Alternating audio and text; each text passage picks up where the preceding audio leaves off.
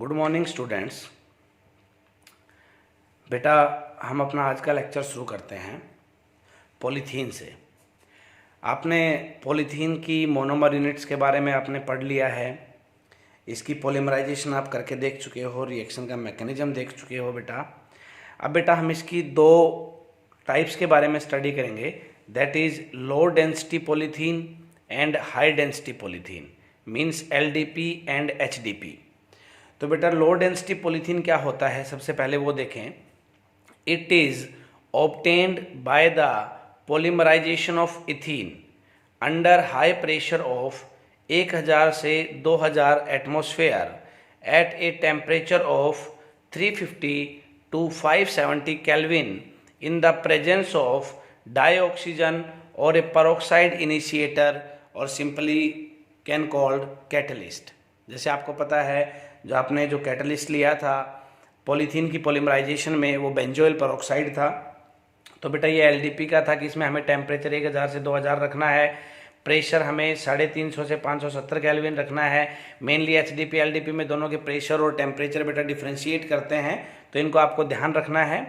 It is chemically inert, ये chemically inert होता है, टफ होता है, but flexible and a poor conductor of electricity. Flexible भी होता है बेटा और इलेक्ट्रिसिटी का पुअर कंडक्टर होता है। Used in insulation of electricity carrying wires, बेटा जो आपके इलेक्ट्रिसिटी कैरिंग वायर्स के इंसुलेशन में यूज होता है, उनकी कवरिंग वगैरह में यूज होता है। And manufacturing of toys and flexible pipes, और फ्लेक्सिबल पाइप्स वगैरह बनाने के काम में भी आता है। ये था बेटा टोटल LDP का डाटा आपको, जिसमें टेम्परेचर प्रेशर याद रखना है, कैटलिस्ट कौन सा लेते हैं वो याद रखना है बेटा, और ये याद रखना है इलेक्ट्रिसिटी का कंडक्टर है कि इंसुलेटर है। दूसरा इसके एक आध आपको यूज याद रखने हैं। अब बेटा LDP हम पढ़ चुके हैं, HDP देखें। It is formed when addition polymerisation of ethene takes place in a hydrocarbon solvent in the presence of a catalyst such as triethyl aluminium and titanium tetrachloride, that is Ziegler Natta catalyst. इसी को क्या बोलते हैं बेटा, जिगलर-नेटा catalyst बोलते हैं। At a temperature of 333 kelvin to 343 kelvin and a pressure of 6 to 7 atmosphere. आप यहाँ पे देखें बेटा, यहाँ पे प्रेशर कितना था 1000 to 2000 एटमॉस्फेयर, यहाँ पे कितना है बेटा 6 to 7 एटमॉस्फेयर। यहाँ पे बेटा आपका टेम्परेचर कितना था 350 to 570 केल्विन, यहाँ पे कितना है बेटा 333 केल्विन टू 343 केल्विन, है ना, दोनों में डिफरेंस है।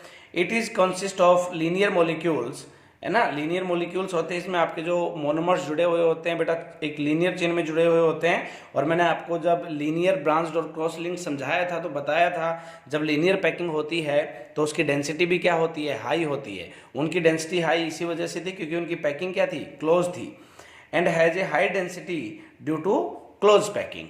ठीक है बेटा, नेक्स्ट देखो।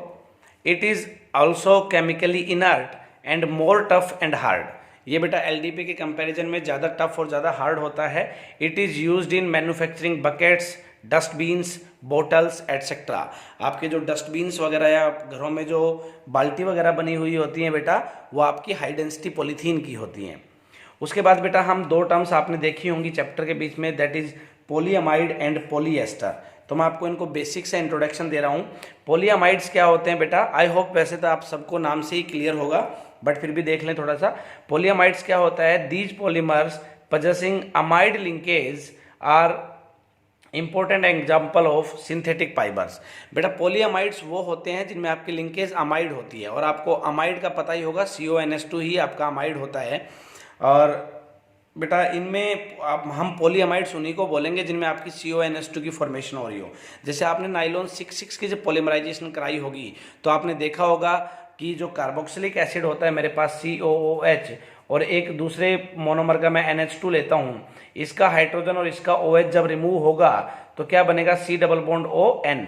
यही क्या है बेटा आपका अमाइड है, इसी को अमाइड लिंकेज बोलते हैं। तो जिन मॉलिक्यूल्स में या जिन पॉलीमर्स में बेटा अमाइड लिंकेज होती है वो किसके अंडर आते हैं, किस कैटेगरी में आते हैं, पॉलीअमाइड्स में आते हैं। पॉलीएस्टर्स क्या होते हैं बेटा, these are the products of di carboxylic acid and diols. बेटा डाई कार्बोक्सिलिक एसिड और डायोल्स जिनके मोनोमर यूनिट्स में होंगे वो पॉलीएस्टर्स की कैटेगरी में आएंगे। फॉर एग्जांपल डेक्रोन की पॉलीमराइजेशन में आप लोगों ने देखा होगा, है ना बेटा। तो ये एलडीपी एचडीपी में डिफरेंस और पॉलीअमाइड्स और पॉलीएस्टर के जो नाम का मतलब है वो आप सबको क्लियर होना चाहिए। नेक्स्ट है बेटा मोलिकुलर मासेस ऑफ पॉलीमर्स, है ना। इस पे एक दो बच्चों ने मेरे पास डाउट में क्वेश्चंस भी भेजे थे, तो आप वो यहाँ पे देखें। मोलिकुलर मासेस ऑफ पॉलीमर्स क्या होते हैं, हम इनको है ना दो कैटेगरीज में डिवाइड करते हैं। पॉलीमर के मोलिकुलर मासेस को बेटा हम लोग दो कैटेगरी में डिवाइड करते हैं। हमारे पास बेटा पहले है नंबर एवरेज मोलिकुलर मास, ध्यान देना, नंबर एवरेज मोलिकुलर मास डिनोट किया है मैंने इसको m बार n से, और दूसरा है बेटा मास एवरेज मोलिकुलर मास जिसको मैंने डिनोट किया है बेटा m बार w से, है ना। कौन कौन से हैं, number average molecular mass and mass average molecular मास। अब इन दोनों को देखो बेटा ये क्या होते हैं। नंबर एवरेज मोलिकुलर मास, पहले when the total mass of all the molecules of sample is divided by the total number of molecules, the result obtained is called number average molecular mass। बेटा जितने भी आपका मोलिक्यूल्स होंगे उनका total mass को हमें किससे डिवाइड कर देना है, टोटल नंबर से डिवाइड कर देना है, उसी को हम बोलेंगे नंबर एवरेज मोलिकुलर मास। मैंने एक एग्जांपल देके समझाया हुआ है।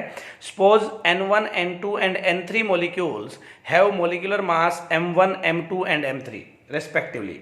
बेटा मेरे पास N1, N2 और N3 मॉलिक्यूल्स हैं जिनका मॉलिक्यूलर मास है M1, M2 एंड M3।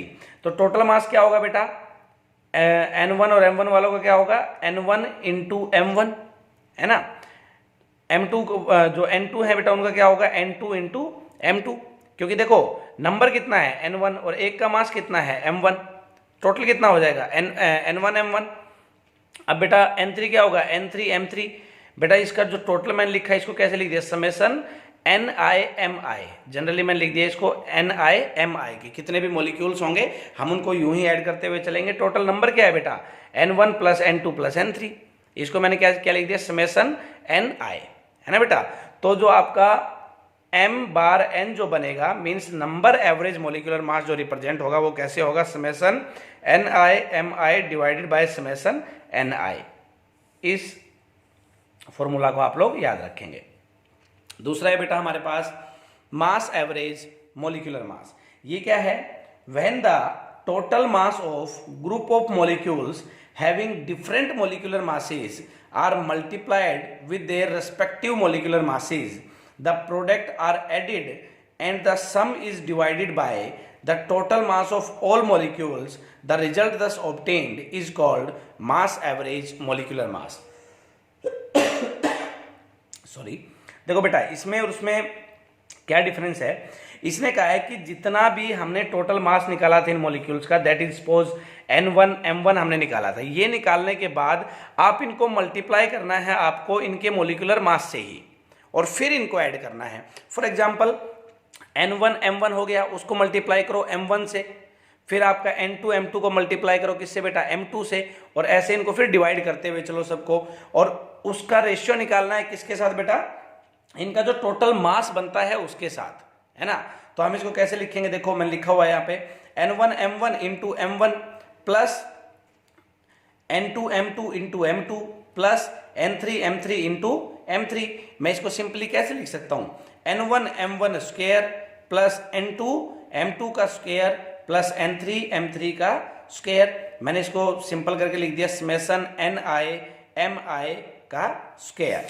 अब इसको डिवाइड किससे करना है बेटा, इसको मुझे डिवाइड करना है जो हमने अभी इनका मोलिकुलर मास निकाला था, that was NIMI। Summation NIMI से हम इनको डिवाइड कर देंगे, तब आपका निकल के आएगा M बार W। आपको इसका फॉर्मूला ध्यान रखना है। तो आई होप आपको दोनों मासेस में डिफरेंस क्लियर हुआ होगा। अब इनका मासेस निकालने का देखो हमें फायदा क्या होता है। यहाँ पे एक नेक्स्ट टर्म है बेटा, दैट इज पॉली डिस्पर्सिटी इंडेक्स, जिसको हम बोलते हैं PDI। ये क्या होता है बेटा, it is the ratio of the mass average molecular mass to the number average molecular mass. Mass average molecular mass जो हम लोगों ने निकाला that was M bar W, उसका रेशियो लेना है मुझे किसके साथ, M बार N के साथ। जो रेशियो आएगा उसी को हम लोग बोलेंगे PDI। अब सर क्वेश्चन ये आता है कि पीडीआई निकालने का फायदा क्या? तो बेटा ये यूज कहाँ पे होता है PDI? It is use to determine the homogeneity of a polymer. Homogeneity means बेटा लाइकनेस। ये एक तरह के पॉलीमर्स को डिफ्रेंशिएट करने के काम में आता है, डिटरमाइन करने के काम में आता है बेटा। अब कैसे इनको डिटरमाइन करेंगे सर? तो बेटा मैंने यहाँ पे टाइप्स ऑफ पॉलीमर लिखा हुआ है on the basis of PDI. मेरे पास यहाँ पे बेटा दो टाइप के पॉलीमर हैं पीडीआई के बेसिस पे। First is monodisperse polymers and second is polydisperse polymers. बेटा ये मोनो डिस्पर्स पॉलीमर्स क्या होते हैं? Polymers whose molecules have small range of molecular mass. बेटा मोनो डिस्पर्स पॉलीमर्स वो होते हैं जिनके मॉलिक्यूल्स का जो मॉलिक्यूलर मास का रेंज होता है वो स्मॉल होता है, और generally we can say m bar w is equal to m bar n, और ये दोनों अगर इक्वल हो गए तो इनका पीडीआई कितना निकल के आएगा बेटा? 1 निकल के आएगा। और जिनका पीडीआई 1 निकल के आता है वो सारे के सारे मोनो डिस्पर्स पॉलीमर्स की कैटेगरी में आते हैं। दूसरा बेटा पॉली डिस्पर्स क्या है? Polymers whose molecules have a wide range of molecular mass. इनके मॉलिक्यूलर मासेस की जो रेंज होती है वो बेटा वाइड होती है। For example m bar w will be greater than m bar n, और जब बेटा अगर आपका m बार w ज़्यादा होगा तो जो पीडीआई निकल के आएगा that will also greater than 1। ठीक है बेटा, तो ये था आपका types of polymer on the basis of PDI. Next देखते हैं बेटा हम स्टीरियोकेमिकल अरेंजमेंट ऑफ पॉलीमर्स। अब स्टीरियोकेमिकल अरेंजमेंट ऑफ पॉलीमर्स में हम लोग इनको फिर से 3 कैटेगरीज में डिवाइड कर देंगे बेटा। फर्स्ट है आइसोटेक्टिक पॉलीमर्स, और जिनको हम बोल सकते हैं सेम ऑर्डर पॉलीमर्स। इनमें क्या होता है बेटा, आपकी जो चेन होगी, जो लीनियर चेन होगी, उसके साइड में जो ग्रुप्स लगे हुए होंगे वो ग्रुप, देखो मैंने यहाँ पे 2 ग्रुप लिए हैं बेटा, Y एंड Z। अब यहाँ पे क्या है, जो सेम वाले ग्रुप हैं वो सेम साइड मिलेंगे, जैसे सारे के सारे Y एक साइड हैं, सारे के सारे Z एक साइड है। अगर पॉलीमर में इस टाइप के अरेंजमेंट हो तो उनको बोलते हैं बेटा आइसोटेक्टिक पॉलीमर्स। सिंडियोटेक्टिक बेटा second type, that is alternating order. Syndiotactic क्या है बेटा, कि आपकी लीनियर चेन के जो सराउंडिंग में जो आपकी साइड मॉलिक्यूल्स मिलेंगे उनकी जो अरेंजमेंट होगी वो अल्टरनेटिंग ऑर्डर में होगी। फॉर एग्जांपल देखो मैंने यहाँ पे Y लिखा है, उसके बाद मैंने Y यहाँ लिखा है, उसके बाद मैंने Y वहाँ लिखा है, एक बार ऊपर एक बार नीचे है बेटा Y। यहाँ पे देखो Z नीचे है, सेकंड में Z ऊपर है, थर्ड में Z बेटा फिर नीचे है ना। तो बेटा ये 2 टाइप बनी, आइसोटेक्टिक एंड सिंडियोटेक्टिक। थर्ड है बेटा एटेक्टिक पॉलीमर्स, या we can say random order polymers. इनमें बेटा कोई फिक्स वो नहीं होता है कि आपकी अरेंजमेंट कैसे होगी, सेम होगी या अल्टरनेट होगी। इनमें बेटा अरेंजमेंट आपकी एकदम से रैंडम होती है। जैसे मैंने यहाँ पे Y लिखा, यहाँ पे Z लिखा, फिर यहाँ पे Z लिख दिया, फिर यहाँ पे बेटा Z और Y लिख दिया। तो बेटा लीनियर चेन के सराउंडिंग में जो आपके साइड मॉलिक्यूल्स आते हैं उनके अरेंजमेंट के बेसिस पे हमने यहाँ पे स्टीरियोकेमिकल अरेंजमेंट समझाई है, आइसोटेक्टिक, सिंडियोटेक्टिक एंड एटेक्टिक की फॉर्म में। बेटा ये जो अरेंजमेंट है ये आपको अगर कहीं पे इनका नाम मिलता है तो आपको कंपटीशन में ही देखने को मिलेगा। बोर्ड लेवल पे इन पे क्वेश्चंस नहीं आते हैं, और अगर क्वेश्चन आते भी हैं तो मैंने जो आपको डायग्राम बना के दिखाए हुए हैं यहाँ पे, ऐसा आपको डायग्राम मिलेगा। इंडिविजुअली कभी भी डिफ्रेंशिएट नहीं कराएगा कि कौन सा मॉलिक्यूल या कौन सा पॉलीमर आपका आइसोटेक्टिक है या सिंडियोटेक्टिक है, क्योंकि पॉलीमर्स की जो चेन होती है उसमें बहुत ज़्यादा मोनोमर यूनिट्स होती हैं, तो वो कभी भी उनको पर्टिकुलरली ऐसे नहीं पूछते हैं, नॉर्मली डायग्राम बना के ही पूछेंगे। दूसरा बेटा जो मैंने आपको पीडीआई समझाया है या जो मॉलिक्यूलर मासेज की फॉर्म समझाए हैं, ये भी कंपटीशन पॉइंट ऑफ व्यू से इनके ऊपर क्वेश्चन आते हैं, बोर्ड लेवल पे क्वेश्चन इनके ऊपर भी नहीं आते हैं। उसके बाद मैंने एक छोटा सा जनरल सा क्वेश्चन दिया हुआ है आप लोगों के लिए यहाँ पे कि write down the monomer unit of following and write down the reaction of polymerisation. Novolac बेटा आपको पता होगा, जो बैकेलाइट से पहले बनता है उसी को हम नोवोलैक बोलते हैं बेटा। तो नोवोलैक की पॉलीमराइजेशन करा के दिखानी है आप लोगों को, इनकी मोनोमर यूनिट्स बतानी है। दूसरी बेटा नियोप्रीन की मोनोमर यूनिट बतानी है आप लोगों को, और इसकी पॉलीमराइजेशन करके दिखानी है ना। तो इन दोनों की नियोप्रीन और नोवोलैक की जो पॉलीमराइजेशन है वो अपनी कॉपी में अच्छे से कर लेंगे। 15 पॉलीमर्स की पॉलीमराइजेशन मैं आपको पहले करा चुका हूँ आपकी कॉपी में, 2 ये हो जाएंगे। बोर्ड में इनसे बाहर क्वेश्चन बेटा आएगा नहीं, और अपना जो ये पॉलीमर चैप्टर है ये आज यहाँ पे ख़त्म भी होता है। अब मैं आपको जो असाइनमेंट दूंगा, आपको एक तो एनसीईआरटी की एक्सरसाइज करनी है बेटा सबसे पहले, और उसके बाद आपको प्रीवियस ईयर 40 ईयर्स के क्वेश्चंस करने हैं। उसके बाद हम अपने नेक्स्ट चैप्टर में बढ़ेंगे। Thank you.